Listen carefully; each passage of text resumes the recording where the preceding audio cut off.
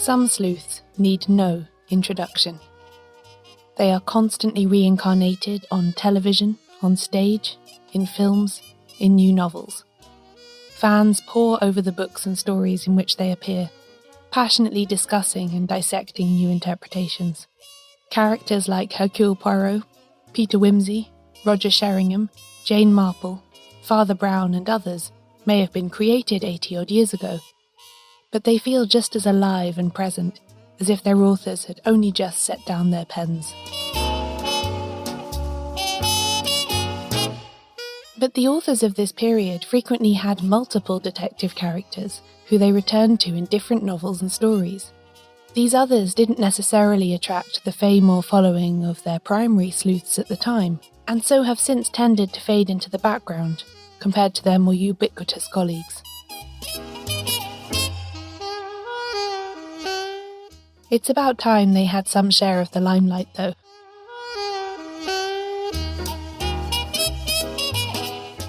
Today, we're on the hunt for the other detectives.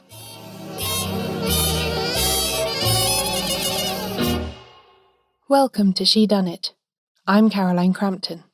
This is the first episode in what I expect will be an occasionally recurring sequence where I delve into the backstories of some less well-known sleuths from the golden age of detective fiction. I bow to no one in my admiration of Miss Marple, but just for now, we're going to spend some time with those creations that don't receive multiple TV adaptations, and perhaps languish in undeserved obscurity. The obvious place to start as we look for overlooked detective characters is with the work of Agatha Christie. She's not called the Queen of Crime for nothing. She published 66 detective novels and 14 short story collections, as well as her other fiction and plays, during the course of her 7-decade writing career.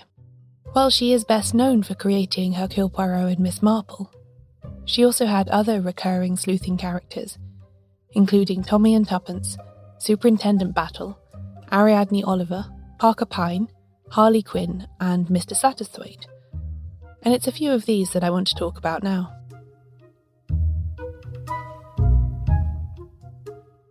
Each of these characters allowed Christie to expand her range and develop her mastery of the whodunit form. She tended to dip in and out of their stories, rarely publishing consecutive novels or stories featuring her lesser-known detectives, but just dropping in on them in between outings for Poirot or Marple. I find this particularly fascinating with Tommy and Tuppence, for instance, who she created very early on in her career. They also age substantially from book to book, unlike her other sleuths, who stayed pretty much exactly the same over the decades. Tommy and Tuppence have featured in a few TV adaptations, by the way, most recently in one by the BBC in 2015, starring David Walliams and Jessica Raine.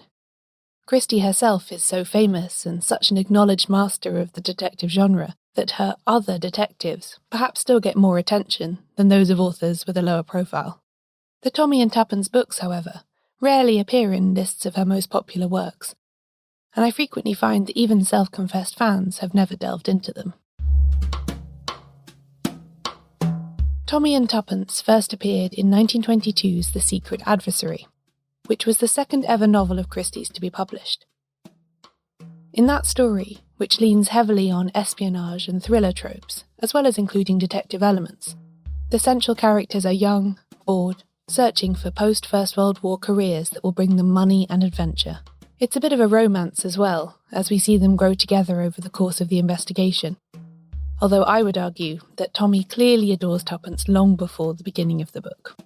After that, they next turn up in 1929's Partners in Crime, which is a hilarious series of short story parodies in which Tommy and Tuppence are posing as private detectives. They solve each case in a style that imitates other authors' famous sleuthing characters, from R. Austin Freeman's Dr. Thorndyke to Baroness Orczy's unnamed armchair detective from her novel The Old Man in the Corner, to Christie's very own Hercule Poirot. But they're still the incorrigible young people we recognise from the first novel, and their dynamic is very similar. Over a decade then passed before their next outing in N or M, a novel published in 1941. Time has skipped, and Tommy and Tuppence are now middle-aged parents living through the Second World War. Once again, their investigation is focused on espionage, with them going undercover and various slapstick escapades ensuing. Although the tone is still light, there's more shadow in this book. Tuppence particularly is dissatisfied with her life, which she feels is less useful than it has been. This sentiment continues in 1968's By the Pricking of My Thumbs, in which Tuppence is feeling quite old suddenly. The book deals with themes of ageing and concealment, and although it's a bit wacky in places, I still find it deeply creepy. This is a feeling that isn't helped by the fact that my cheap paperback copy has a drawing of what looks like the severed heads of babies on the cover. Finally, the pair re-emerge for the last time in 1973's Postern of Fate, which is the last book that Christie wrote before her death in 1976, although not the last to be published. We'll talk more about her posthumous publications in a future episode.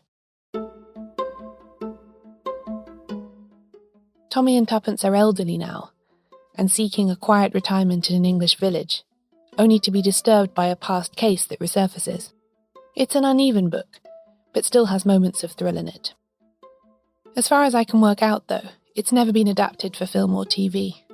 Perhaps aging detectives, especially when they aren't the famous ones, aren't quite so attractive.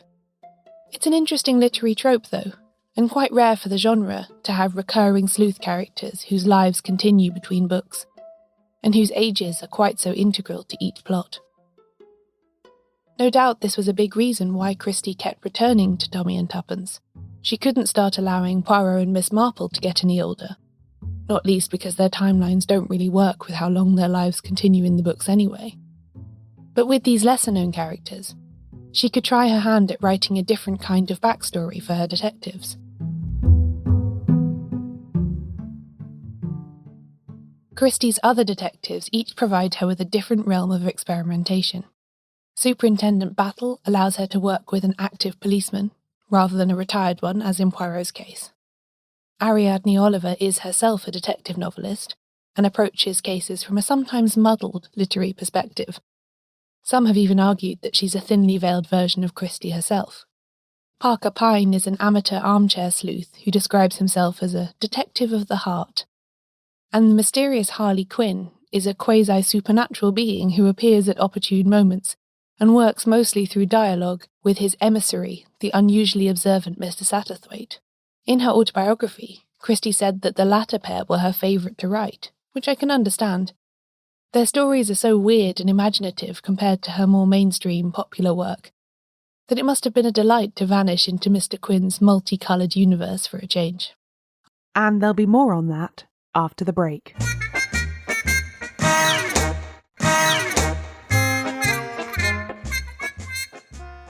It's no secret that I love the detective fiction of Dorothy L. Sayers. I've already talked about it a lot on previous episodes of this podcast. And if you go and take a peek at the Shedunnit Instagram, the username is @SheDoneItShow, seamless plug there from me, you'll see how often I post pictures of Harriet Walter playing Harriet Vane while gently sighing to myself. Peter Wimsey is by far Sayers' most famous detective creation, and justly so. The stories that feature him are funny, innovative, gripping, and varied. Sayers takes advantage of his aristocratic status to move him seamlessly from situation to situation, so that for one case he can be undercover at a London advertising agency, and then in another short story he's pretending to be a religious prophet in a small Basque village. His life is as improbable as it is enjoyable.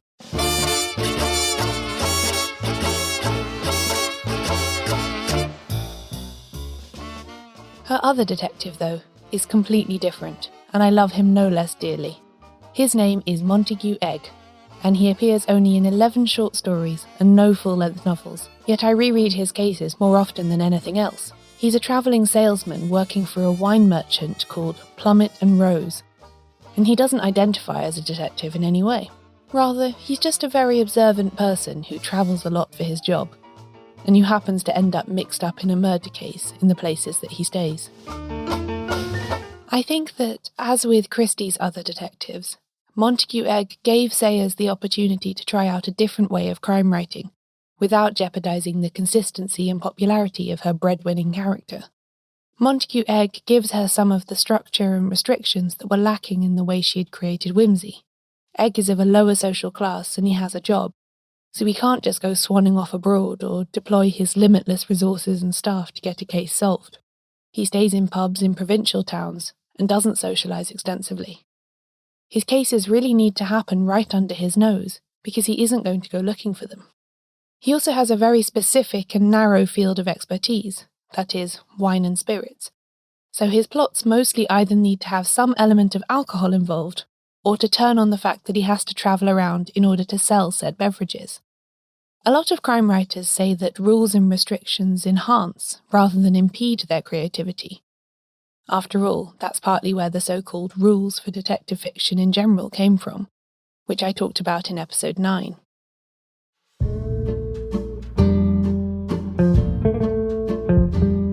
The advertising side of Montague Egg's character comes from Sayers' own experiences working at the agency S.H. Benson's Limited in London as a copywriter between 1922 and 31, before she became a full-time writer of fiction, plays and essays. She also used this personal knowledge in the 1933 whimsy novel Murder Must Advertise, which was published in the same year as the first batch of Egg stories. She liked her job and was good at it. Her clients included Coleman's Mustard and Guinness Beer, and some of the campaigns she worked on for the latter brand still appear today, including the one with the toucan. I'll put a picture on Instagram so you can see what it looks like. She's also credited with coining the phrase, "it pays to advertise," and found the discipline and restrictions that copywriting put on her as a writer stimulating. She gave this love of a pithy phrase to Montague Egg, who is constantly quoting maxims from his favourite book, The Salesman's Handbook, as he goes about his rounds and solves his cases. They're all sing-song bits of doggerel with a universal message, such as, "A cheerful voice and a cheerful look put orders in the order book." They're a useful character tell for Egg, though, who's described by Sayers as a fair-haired, well-mannered young man, and is generally inclined not to put himself forward in a showy way.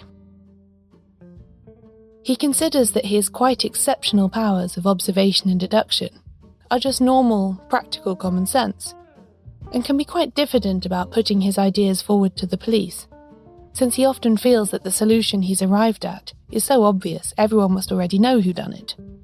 Of course, this is never the case. Montague Egg might think that the basic tenets in the Salesman's Handbook would help anyone become a good deductive reasoner, but he seems to be the only one for whom it works.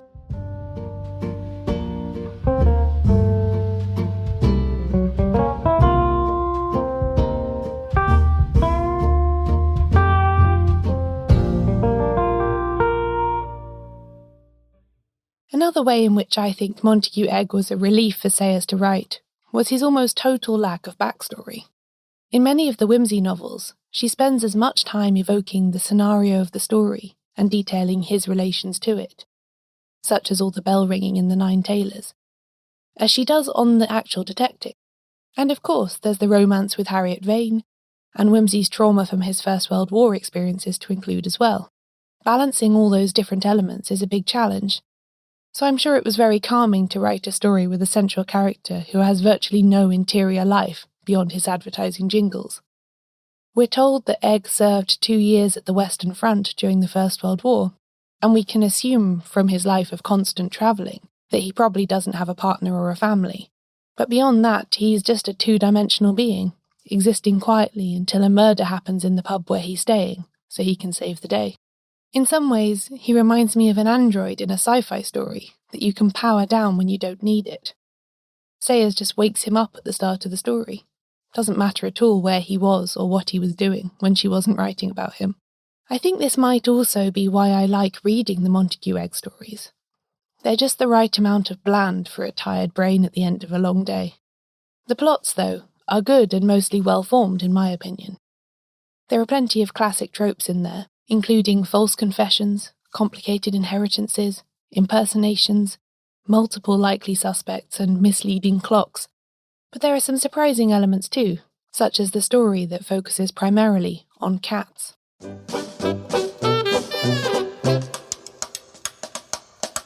Of course, Egg's knowledge of wines and spirits surfaces quite often, but we also get a few other glimpses into his personality and preferences. He doesn't like violence or blood. He's a bit reserved and even pompous sometimes. He isn't really up for bantering about the smutty photographs a colleague tries to show him at one point. But he's not above a bit of mischief, as he shows by explaining to a shocked policeman a very well worked out plan for how to dodge train fares.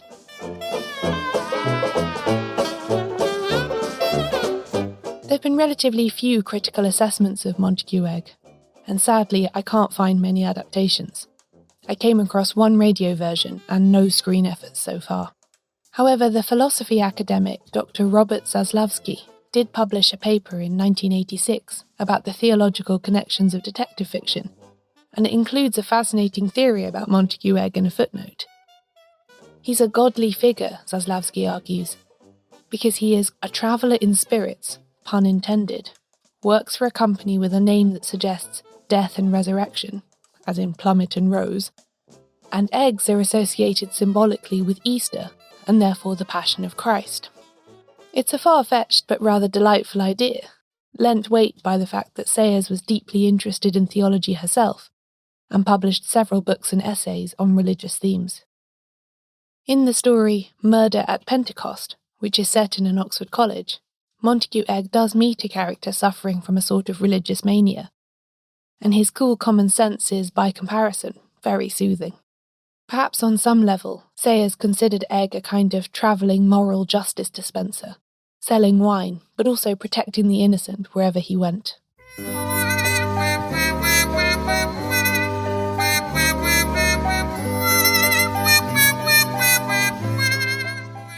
Characters like Montague Egg are worth seeking out both for the sheer enjoyment to be had from reading them, but also for what they can tell us about the writers who shifted gear from their more popular sleuths in order to create them. Both Agatha Christie and Dorothy L. Sayers used these interludes to refresh their writing and push the boundaries of their form in new and interesting directions.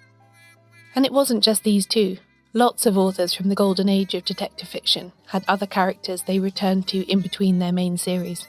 I highly recommend seeking them out, not least because it can be a nice change to read something that doesn't have such a burden of previous interpretation and adaptation on it. I sometimes feel like reading a Poirot novel now comes with a lot of baggage, whereas a Montague Egg or a Parker Pine is refreshingly free of other people's opinions, allowing me just to enjoy it as I like.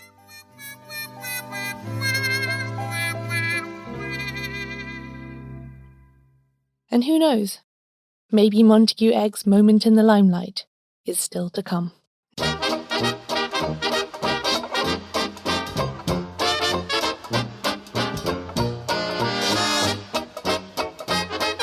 This episode of Shedunnit was written and narrated by me, Caroline Crampton. You can find out more about the podcast and everything it covers at shedunnitshow.com, where there are also transcripts of every episode. Shedunnit is edited by Euan MacAleece. Production assistance from Leandra Griffith. Member support for the Shedunnit Book Club from Connor McLoughlin. Thanks for listening. I'll be back soon with a new episode.